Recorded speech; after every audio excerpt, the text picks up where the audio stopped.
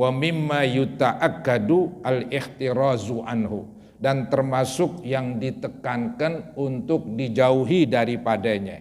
Wa yata'ayyanu ala kulli mu'minin, dan mesti atas tiap orang mukmin ayyasuna nafsahu, ia menjaga dirinya, minhu daripadanya itu, mas'alatun nas, minta-minta kepada manusia. Maksudnya nih, di antara yang ditekankan untuk dijaga dirinya, di antara yang mesti seorang mukmin menjaga dirinya, yaitu mas'alatun nas, minta-minta kepada orang. Itu minta-minta hukumnya haram, kecuali nih illa indad darurah, kecuali ketika terpaksa. Kalau terpaksa apa boleh buat, yang dimakan nggak ada, yang bisa dijual nggak ada, kerjaan nggak ada, ya udah, daripada mencuri kita minta-minta. Anggap kebutuhan kita 50.000, setelah dapat 50.000 selesai, jangan minta-minta terus. Ini minta-minta terus, sehingga kadang-kadang banyakkan duit, apa itu, orang-orang yang nerima itu yang minta-minta ketimbang yang beri. Yang beri mungkin ngasih 2.000, 5.000 kan begitu. Tapi karena dikumpulin dia, duitnya banyakkan dia akhirnya itu daripada si pemberi. Jadi lucu, tangan yang di bawah lebih banyak duitnya dari tangan yang di atas. Karena dia minta-minta terus kerjaannya. Hampir malam baru berhenti, saudara-saudara. Bukan main ini rusaknya nih kita. Ini rusak, saudara-saudara. Agama melarang benar-benar. Agama menyuruh kita mandiri, mandiri dan berdikari. Itu yang hebat. Itu, saudara-saudara, ajaran agama Islam, supaya orang Islam mandiri bekerja, begitu, berusaha. Nggak boleh jadi pasilan. Jadi pasilan, jadi benalu begitu. Itu jelek sekali. Ini dia ini yang dilarang, mas'alatun nas, minta-minta kepada orang, illa indad darurah, kecuali ketika darurat, awil hajatis syadidati, atau ketika sangat butuh banget, allati la budda minha, yang mesti tidak boleh tidak. Hajatnya, kebutuhannya penting banget, nggak ada lagi dah nih yang bisa dijual, yang bisa diambil, nggak ada. Kecuali minta-minta sama orang, apa boleh buat. Jadi minta-minta jadi boleh ketika darurat, ketika sangat butuh. Dan itu pun dibatasin sesuai dengan kebutuhannya. Wala ghinan anha, artinya hajatnya yang la budda minha, yang mesti tidak boleh tidak, wala ghinan anha, dan juga yang tidak boleh tidak, sama artinya. Qala Rasulullah sallallahu alaihi wasallam, bersabda Nabi, la tahillul mas'alatu, tidak halal minta-minta itu li ghaniyin, bagi orang yang kaya. Maksudnya sih bagi orang yang berkecukupan begitu. Jadi la tahillul mas'alatu li ghaniyin, tidak halal minta-minta bagi orang yang berkecukupan, wala lidhi mirratin sawiyin, tidak halal juga bagi orang yang kuat kemudian tidak cacat. Mirratin orang kuat, sawiyin tidak cacat. Nggak bisa itu. Ya kecuali ada orangnya kuat, tidak cacat, mau cari kerjaan nggak ada aja. Yang dimakan nggak ada juga, ya itu boleh juga minta-minta. Boleh juga minta-minta, karena betul badannya kuat, tapi nggak ada kerjaan. Maka tuh kerjaan nggak boleh milih-milih. Kita hanya memilih kerjaan halal dan haram. Mau kasar, mau halus, mau apa kedah, yang penting halal. Kalau perlu narik sampah pun nggak apa-apa. Begitu, yang penting halal. Daripada minta-minta begini, itu jelek sekali, dibenci oleh agama. Nanti ada ancaman-ancamannya itu. Wal mirrah hiyal quwwah. Wa qala alaihi salatu wassalam, dan bersabda Nabi Muhammad sallallahu alaihi wasallam, la tazalul mas'alatu bi ahadikum, masih saja minta-minta pada salah seorang kamu. Artinya seseorang di antara kamu terus-terusan minta-minta. Enggak mau berhenti. Tadi kan saya bilang, minta-minta dibatasin.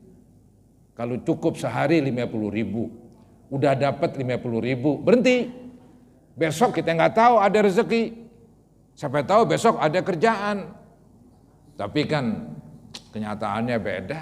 Jadi minta-minta profesi, istilahnya begitu. Jadi kerjaannya emang minta-minta.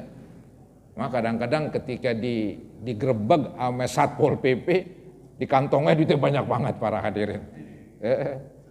Iya, segerobak katanya malah, bukan main. Itulah rusaknya ya.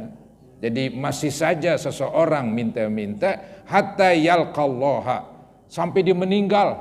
Aduh, hatta yalqallaha, sampai dia meninggal bertemu dengan Allah, walaisa ala wajhihi muz'atul lahm. Sedangkan nanti ketika dia meninggal di hadapan Allah tidak ada di mukanya sepotong daging, tengkorak saudara-saudara nanti. Ya, nanti ketika dia meninggal berhadapan dengan Allah, mukanya tidak berdaging, tinggal tulang-tulang doang. Di tengkorak udah. Karena di dunia dulu dia nggak menjaga air mukanya, ya, nggak menjaga nama baiknya. Buktinya minta-minta terus sampai mati. Ya. Kalau cacat mungkin wajar, cacat bagaimana? Kerja nggak bisa. Ya. Tapi hebatnya zaman sekarang tuh, walaupun dicacat nanti ada orang itu yang bawa ke sana kemari, pakai mobil lagi. Di drop dah di sana, begitu. Oh ntar sarang berapa itu bagiannya? Macam-macam, mang pinter-pinter banget orang cari duit. Ya. Ya nolongin orang cacat bolehlah di drop ke sono kan begitu. Tapi jangan diperalat begitu. Ya, jangan dijadiin alat untuk mendapatkan rezeki. Ada istilahnya yang nyewa bayi, maka ntar minta-minta sambil bawa bayi, dia nggak punya bayi, nyewa bayi. Insya Allah, ini kan aneh bin ajaib saudara-saudara, begitu. Jadi Nabi ancam tuh, walaisa ala wajhi, dan tidak ada pada mukanya muz'atul lahmin, sepotong daging di mukanya nggak ada nanti. Karena dulu tukang minta-minta nggak mau berhenti sampai mati begitu. Wa qala alaihi salatu wassalam, dan bersabda Nabi Muhammad sallallahu alaihi wasallam, mas'alatul ghani narun. Ya, mas'alatul ghani, ini masalah bukan masalah. Tapi ini arti masalah minta ya, dari sa'ala, yas'alu gitu, mas'alatan. Mas'alatul ghani, minta-minta orang yang berkecukupan, narun, neraka, begitu aja udah, api saudara-saudara. Jadi minta-mintanya orang yang berkecukupan adalah api neraka. In utiya qalilan faqalilun, kalau waktu minta-minta diberikan sedikit, ya sedikit api nerakanya.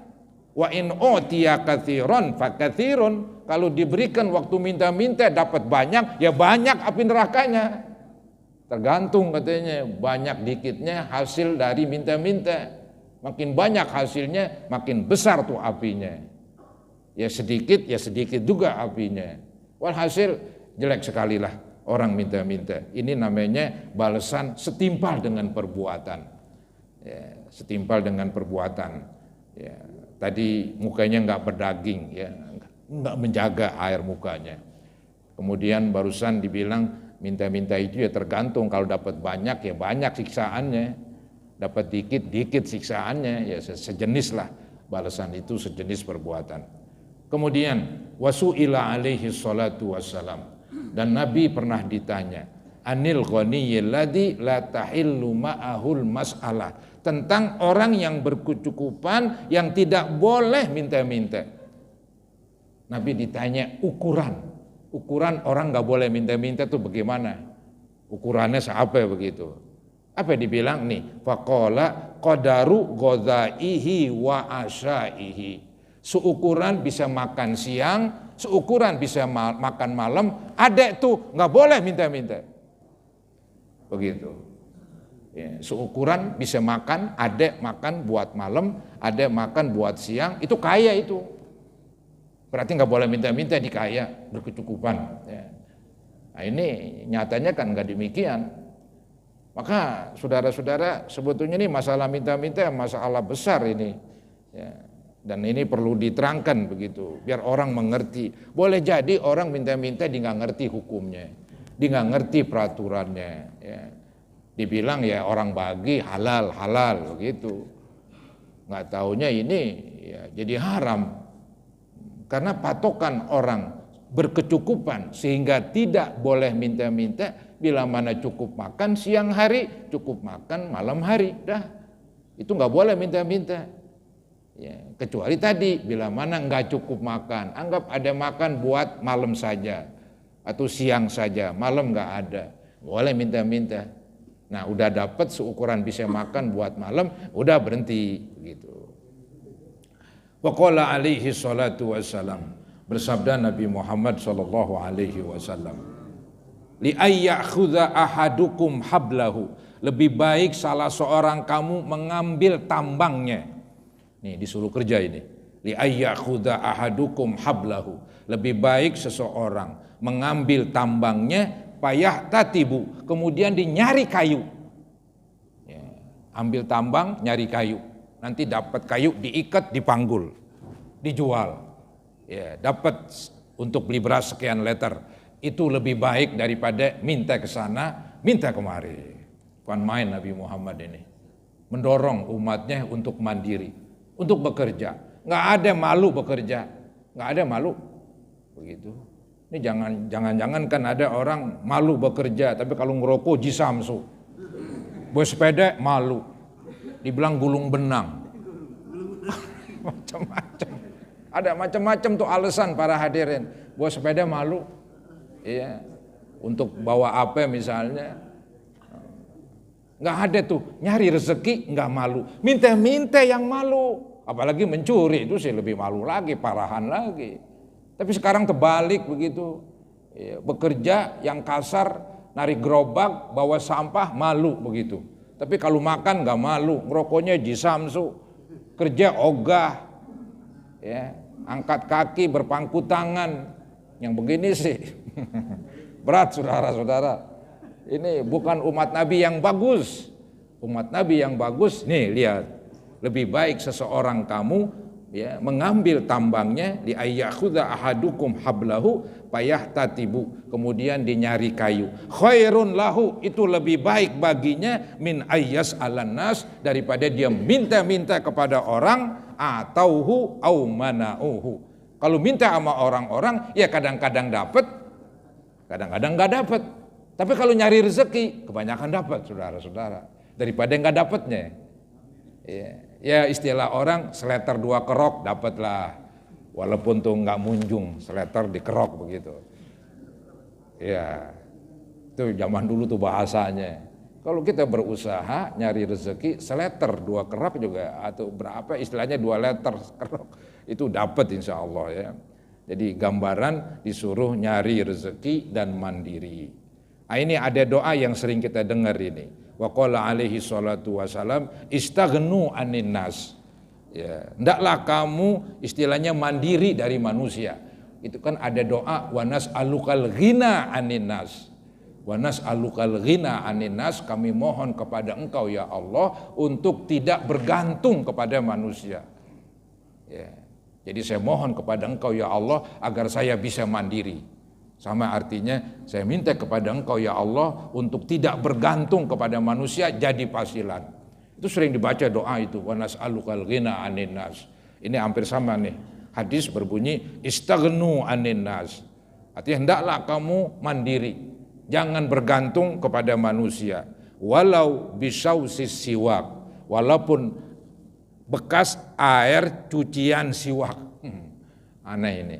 Walaupun minta bekas airan cuci siwak itu. Maksudnya parahin kayu siwak kan dicuci begitu, airnya ditadain. Itu minta itu pun jangan katanya. Nah, minta air yang bekas pun jangan. Ya, apalagi air yang masih murni, minta jangan. Mandiri begitu. Mandiri. Ya tadi kalau memang nggak ada rezeki ya apa boleh buat kebutuhan. Ya. Jadi minta-minta emang jelek para hadirin. Ya, minta-minta jelek itu. Ya, ini enggak baik, didiknya ini kurang bagus ya. Sehingga agama itu sangat membenci minta-minta. Lebih baik dia ke hutan atau kemana lah bawa tambang ya, kemudian nyari kayu dijual ya. Ya, dapat duit para hadirin. Lumayan begitu. Ada sekarang bawa gerobak, modal gerobak. nyari kayu udah. Ya, dapat segerobak jual sama tukang tahu, ya lumayan buat makan dapat. Zaman sekarang sih alhamdulillah para hadirin, kalau mau kerja aja dapat begitu. Kalau mau kerja, cuman kadang-kadang orang kan milih-milih, udah milih yang enak, enteng, milih juga gaji yang gedean, kan repot urusan. Ya, akhirnya dia pindah-pindah mulu kerja. Ketika pindah-pindah mulu nggak naik-naik pangkatnya. Nah, pindah-pindah mulu kerja. Ya, dia mau pindah lagi sono, pindah kemari, ya bukan nggak boleh sih. Tapi sebaiknya ya itu dia netep di situ. Ya, nanti kan siapa tahu ya bosnya angkat pangkatnya jadi gedean sehingga gajinya gedean begitu. Jadi saudara-saudara berusahalah nyari rezeki itu ibadah. Ya, ada hadis yang menceritakan ketika kita capek nyari rezeki itu diampunin dosa-dosa kita. Ya. Uang yang kita dapat untuk memberi nafkah istri, anak, ya, maka itu lebih besar pahalanya ketimbang uang yang kita sedekahkan. Jadi maksud saya kita cari rezeki buat kebutuhan pribadi kita, buat kebutuhan istri dan anak. Itu saudara-saudara di samping capeknya dapat pahala, kita berikan kepada istri dan anak itu pahalanya melebihi daripada pahala kita bersedekah kepada orang lain. Jadi cakap sekali itu agama. Ya, agama menghormati orang-orang yang kerja, ya, agama menghormati orang-orang yang berusaha dan geremet, dan kebalikannya agama kurang pas itu terhadap orang yang nganggur, ya, gak bagus, ya, apalagi nganggur dua-duanya, dunianya nganggur, akhiratnya nganggur, nyari rezeki kagak, ibadah kagak, ini ancur-ancuran ini, itu namanya 2 kali sengsara itu. Iya, ancur-ancuran. Ibadahnya nggak pernah, sholat kagak, tapi dia orang Islam, nyari rezeki kagak begitu. Jadi pasilan aja. Nah, ini berat sekali ini, nganggur dunia akhirat kalau saya bilang gitu ya. Selesai para hadirin. Jadi tadi kan cerita mencari rezeki, kemudian dilarang mencari rezeki yang haram, termasuk minta-minta. Sebelumnya rezeki yang haram hadiah bagi pegawai, termasuk juga sogokan-sogokan ya.